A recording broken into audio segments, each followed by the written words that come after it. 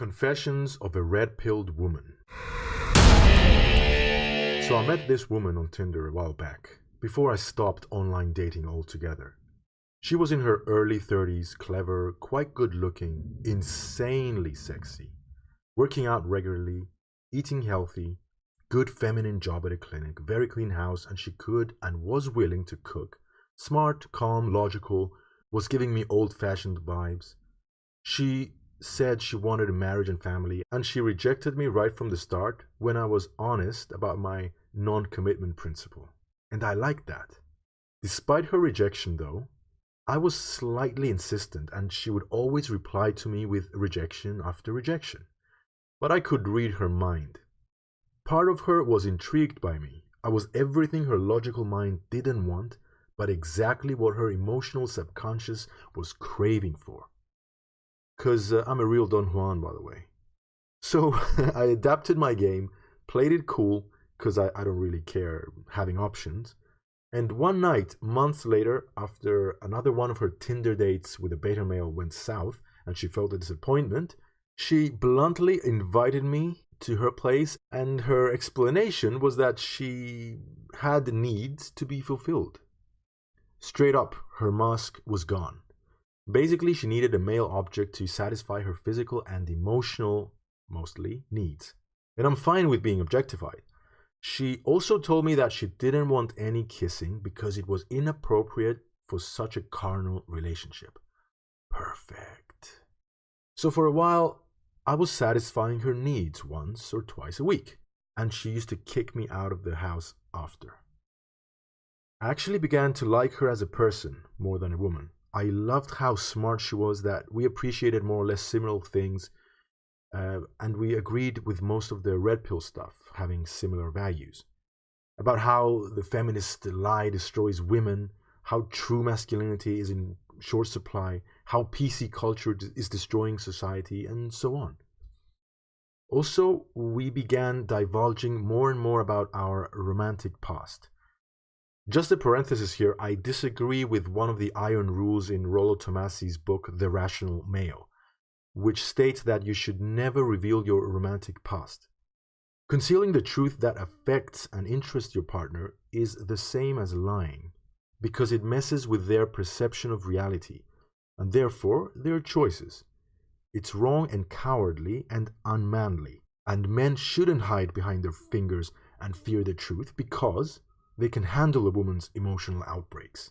You can still retain a masculine frame without fake mystery, which can always backfire. Truth shall set you free.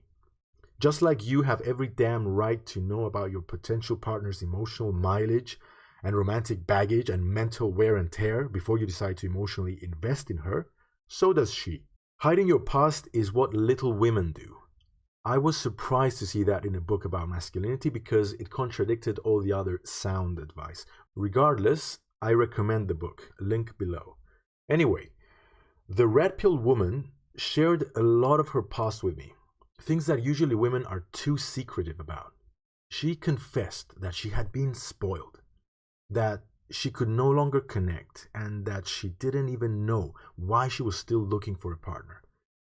And that she'd probably stay alone because she didn't want to settle with an emotionless relationship. And all that despite her old-fashioned upbringing, which led her, as she claimed, to start a long-term relationship early on with someone who took her 20s, as she put it, and then dumped her beyond her prime and with trust issues. So she decided to do what all the cool kids do, basically fuck around like bonobos. So she told me she felt like she was exposed to so many different experiences and feelings with all these short-term relationships that no one man after that could ever be enough. And that each time she slept with someone, the less she could feel. She was spoiled, as she repeatedly said, and I appreciated her honesty. She acknowledged that masculinity was rare these days, and that she had lost the boat. It was too late for her to find someone worthwhile. She could find many beta male orbiters who could happily settle with her. But that's the thing, she wouldn't settle with them because the true alphas would not consider her as a viable option. She was too old and spoiled, and she was being accountable for her actions, that her short period of promiscuity destroyed her ability to connect and to offer attachment to a man, even if one was willing to take her.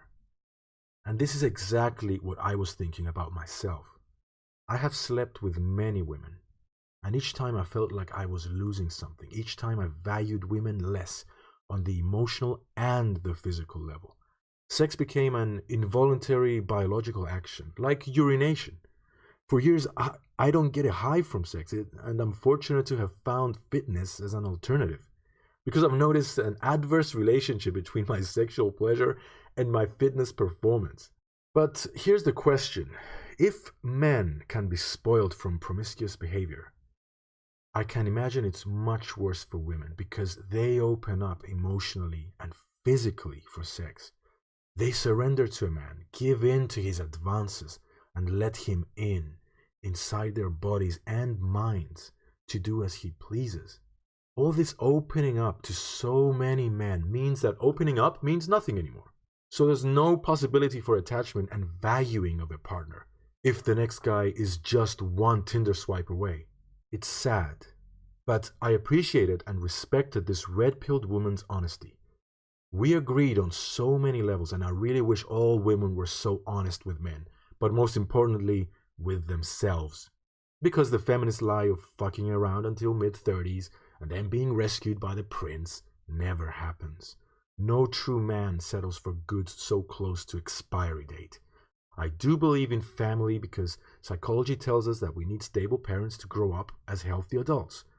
But to have stable parents, they need to discover each other very early in life with little or no previous experiences so that they get attached and value each other. After a while, it's too late for both.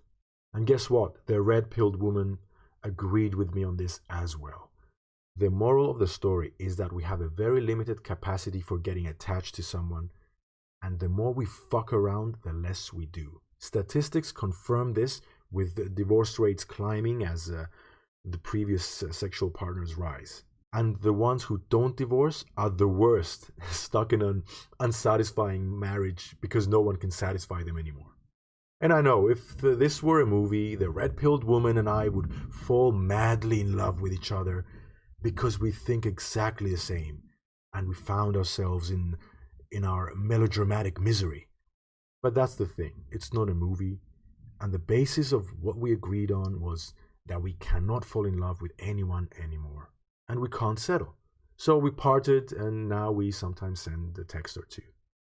And even though I feel frustrated that such a woman with so much potential didn't get to be a mother to bring up healthy kids, I'll always remember her as the woman who felt accountable for her actions and as a positive brush on this Picasso bullshit mess of a painting we call modern society.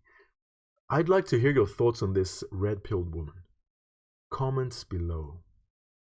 Thank you for listening. You're awesome.